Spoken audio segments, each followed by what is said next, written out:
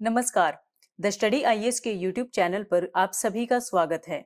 जैसा कि आप सभी परिचित हैं कि द स्टडी संस्थान यूपीएससी एवं स्टेट पीसीएस परीक्षाओं के लिए नए नए इनिशिएटिव लाता रहा है। इसी क्रम में हमारा नया programme current affairs this week में हम यूपीएससी परीक्षा की दृष्टि से कुछ महत्वपूर्ण समसामयिक मुद्दों को साप्ताहिक रूप से कवर करेंगे। तो चलिए ज्यादा समय ना लेते हुए शुरू करते हैं आज का सेशन। सर्वप्रथम हम देखेंगे दाऊदी बोहरा समुदाय। हाल ही में प्रधानमंत्री के द्वारा मुंबई के मरोल में दाऊदी बोहरा समुदाय की अरबी अकादमी का उद्घाटन किया गया। तो चलिए जानते हैं दाऊदी बोहरा समुदाय के बारे में। यह समुदाय इस्लाम की शिया इस्लामी शाखा के अंतर्गत एक धार्मिक संप्रदाय है। इस सबसे बड़ी संख्या भारत, पाकिस्तान, यमन, पूर्वी अफ्रीका और खाड़ी देशों में पाई जाती है। इसके अलावा यह मध्य पूर्वी देशों, उत्तरी अमेरिका, दक्षिणी पूर्वी एशिया और ऑस्ट्रेलिया में भी भारी संख्या में देखे जाते हैं। अल्जामिया तुस सैफिया अरबी अकादमी दाऊदी बोहरा समुदाय का एक प्रमुख शैक्षणिक संस्थान है, जिसे जामिया के नाम से भी जाना जाता है। इसके एकमात्र संरक्षक अल मुल्तक और समुदाय के प्रमुख सैयदना मुफ्ती सैफुद्दीन है। जामिया ने अपने इतिहास के दौरान कई उच्च प्रोफाइल्स मेहमानों और गणमान्य व्यक्तियों की मेजबानी की है, जिनमें कई राष्ट्राध्यक्ष भी शामिल हैं। अकादमी के इतिहास को देखते हुए मरोल के चौथे परिसर के आधिकारिक उद्घाटन के लिए प्रधानमंत्री मोदी को निमंत्रण दिया गया था। भारत, पाकिस्तान, पूर्वी अफ्रीका और मध्य पूर्व सहित 7 देशों के 25 शहरों में इसकी अनेक शाखाएं देखने को मिलती हैं। दाऊदी बोहरा समुदाय में धार्मिक और धर्मनिरपेक्ष दोनों तरह की शिक्षाओं को महत्व दिया जाता है।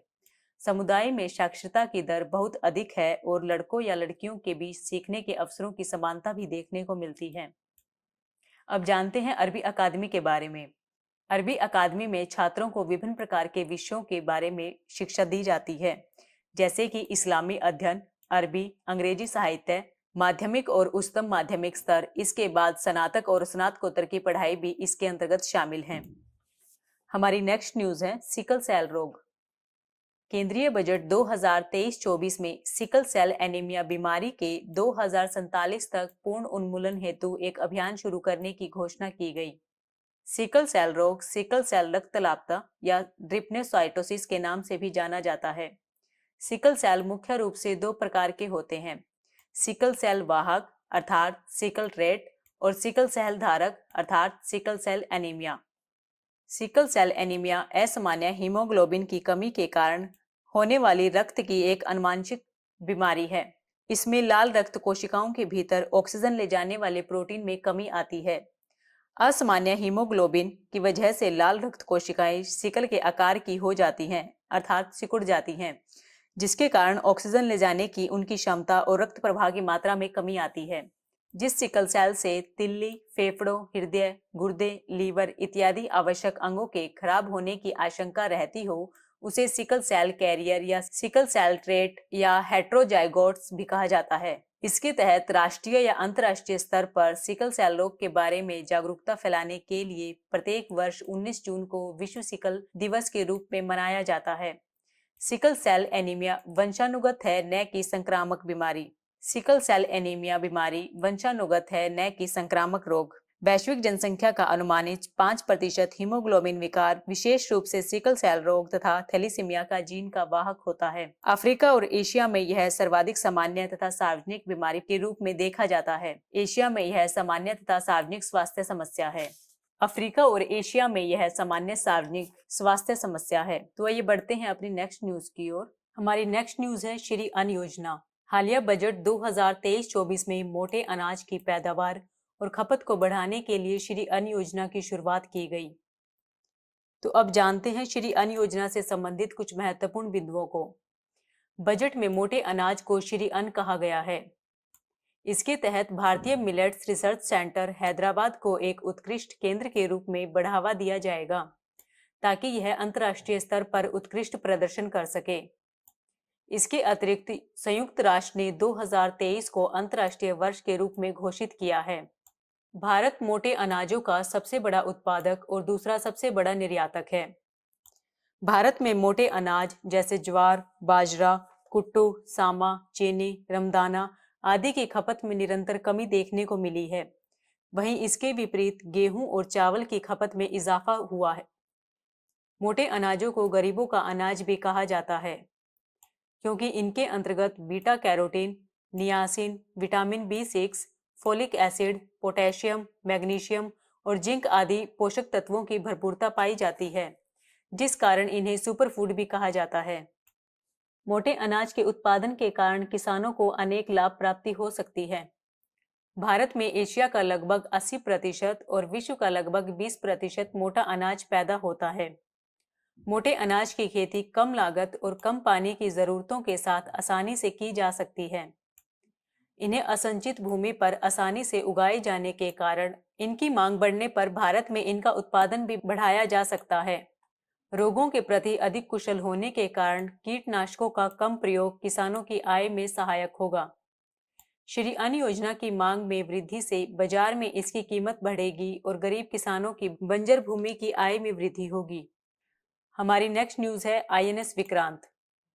हाल ही में भारतीय नौसेना को पहला स्वदेशी एयरक्राफ्ट कैरियर INS विक्रांत सौंपा गया, जिस पर स्वदेशी लाइट कॉम्बैक्ट एयरक्राफ्ट के नौसैनिक संस्करण की पहली लैंडिंग भी देखी गई।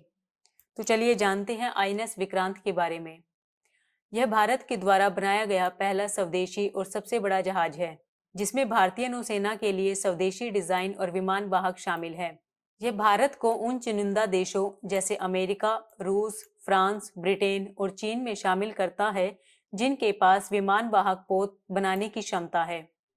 INS विक्रांत को भारतीय नौसेना के युद्धपोत डिजाइन ब्यूरो के द्वारा इन हाउस डिजाइन किया गया है और मैसर्स कोचीन शिपयार्ड लिमिटेड के द्वारा निर्मित किया गया है। इसमें प्रयुक्त 76% हिस्सा स्वदेशी वस्तुओं से बना है और कुछ कलपुर्जों को विदेशों से मंगवाया गया है, अर्थात इसे पूर्णतः स्वदेशी कहना गलत है। यह युद्धपोत एक बार में 30 एयरक्राफ्ट तक ले जा सकता है। इसमें MiG-29 के फाइटर जेट्स के साथ साथ Kamov 31 early warning helicopters, MH-60R Seahawk multi role helicopter और HAL द्वारा निर्मित एडवांस लाइट हेलीकॉप्टर भी शामिल है। इससे पूर्व ब्रिटेन से खरीदे गए भारत के पहले विमान वाहक पोत HMS हरक्यूलिस का नाम भी INS विक्रांत ही रखा गया था, जिसने 1971 के भारत पाक युद्ध में अहम भूमिका निभाई थी। हमारी नेक्स्ट न्यूज है मिष्टी योजना। हालिया केंद्रीय बजट में मैंग्रोव वृक्षारोपण को बढ़ाने और तटरेखा पर्यावास तथा मूर्त आय के लिए मैंग्रोव पहल अर्थात मिष्टी योजना की शुरुआत की गई। इस योजना का मुख्य उद्देश्य भारत के समुद्र तट के साथ साथ लवणीय भूमि पर मैंग्रोव वृक्षारोपण की सुविधा प्रदान करना है। मिष्टी योजना को कैंपा फंड और मनरेगा के संबंधिताओं सहित एक साथ लागू किया जाएगा। कैंपा से अभिप्राय प्रतिपूरक वनीकरण निधि प्रबंधन और योजना प्राधिकरण वनीकरण और पुनर्जनन गतिविधियों को बढ़ावा देने के लिए शुरू किया गया है। यह गैर वन उपयोगों के लिए डाइवर्ट की गई वन भूमि की क्षतिपूर्ति के रूप में कार्य करता है। कैंपा फंड क्षतिपूरक वनोरोपण राशि है। जब कोई राज्य शासन की वन भूमि का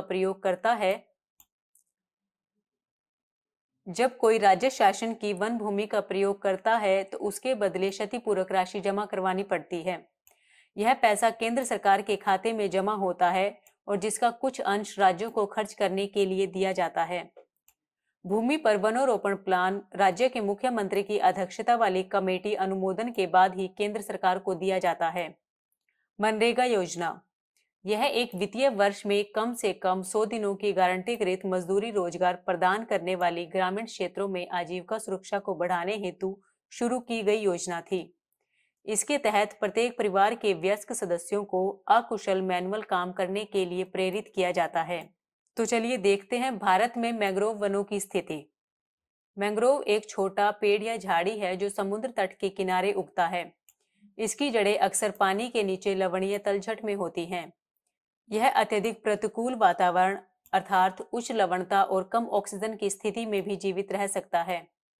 मैंग्रोव वृक्ष लवणीय जल के प्रति सहिष्णु होने के साथ ही उष्णकटिबंधीय वर्षा वनों की तुलना में 4 गुना अधिक कार्बन पृथक्करण करने में सक्षम है।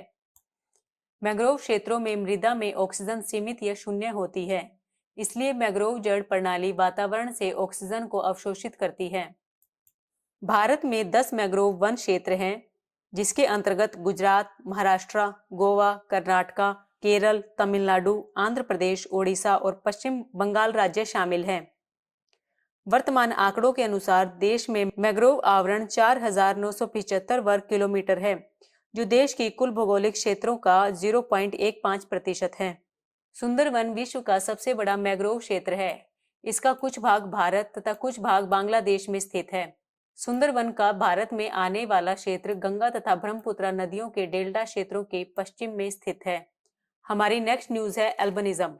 हाल ही में कावेरी वन्यजीव अभयारण्य में एल्बिनिज्म से ग्रसित एक एल्बिनो ढोल को देखा गया, जिसे क्यूओन एल्पिनस भी कहा जाता है। तो चलिए जानते हैं एल्बिनिज्म के बारे में। एल्बिनिज्म एक रक्तहीनता है, जिसे वर्णांधता या अवर्णता भी कहा जाता है। मेलेनिन के उत्पादन में कमी के कारण त्वचा, बाल, आंखों में रंजक या रंग के संपूर्ण या आंशिक अभाव चिह्नित करने वाला यह एक सहज विकार है। इसमें कोशिकाओं के द्वारा मेलेनिन का उत्पादन नहीं किया जाता है और मेलेनिन का उत्पादन मेलेनोसाइट्स के भीतर होता है। यह एक आनुवंशिक विकार है जो माता-पिता के द्वारा अपनी संतान में स्थानांतरित किया जा सकता है। एल्बिनिज्म से ग्रसित कोई मनुष्य या जानवर सफेद या गुलाबी दिखाई देता है। तो चलिए जानते हैं ढोल के बारे में। ढोल या एशियाई जंगली कुत्ता पूरे भारत में 3 प्रमुख क्षेत्रों में पाया जाता है, जिसके अंतर्गत पश्चिम और पूर्वी घाट, मध्य भारत और उत्तर पूर्वी भारत शामिल है। ढोल को भारतीय जंगली कुत्ता, एशियाई जंगली कुत्ता, लाल भेड़िया और पर्वतीय भेड़ी के नाम से भी जाना जाता है। यह भूरे रंग के आवरण का होता है और इसकी पूंछ काली व घनी होती है। यह एक सामाजिक जीव होने के साथ आक्रामक शिकारी होता है। इसे शिकार के लिए लंबी दूरियों को तय करना पड़ता है तथा ये शिकार समूहों में करना पसंद करते हैं। पश्चिम और पूर्वी घाट को ढोल का एक प्रमुख गढ़ क्षेत्र माना जाता है। IUCN के रेड लिस्ट में इन्हें लुप्तप्राय श्रेणी के अंतर्गत रखा गया है। वन्यजीव संरक्षण अधिनियम 1972 के तहत ये अनुसूची 2 में शामिल हैं। साइट्स के परिशिष्ट 2 में इन्हें स्थान दिया गया है। कावेरी वन्यजीव अभयारण्य यह कर्नाटक के 3 जिलों अर्थात चामराजनगर, मांड्या, रामनगर में फैला हुआ है। अभयारण्य उत्तर में बनेरघट्टा राष्ट्रीय उद्यान और दक्षिण में BRT टाइगर रिजर्व और माले महादेव हिल्स वन्यजीव अभयारण्य के बीच एक महत्वपूर्ण कड़ी के रूप में अवस्थित है। इस क्षेत्र में 3 नदियां प्रवाहित होती हैं, जिसके अंतर्गत कावेरी, अर्कावती और शिमशा शामिल है। इस क्षेत्र में जंगल मुख्य रूप से शुष्क पर्णपाती और झाड़ीदार प्रकार के होते हैं। हमारी नेक्स्ट न्यूज है प्रदर्शन, उपलब्धि और व्यापार योजना।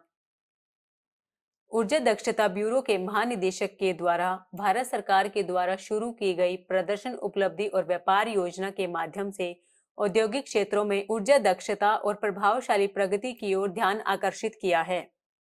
तो चलिए जानते हैं प्रदर्शन, उपलब्धि और व्यापार योजना के बारे में, जिसे परफॉर्मेंस अचीव और ट्रेड योजना अर्थात पेट योजना भी कहा जाता है। यह योजना राष्ट्रीय ऊर्जा दक्षता मिशन के तहत एक प्रमुख कार्यक्रम है, जिसे विद्युत मंत्रालय के तत्वाधान में ऊर्जा दक्षता ब्यूरो के द्वारा कार्यान्वित किया जाता है।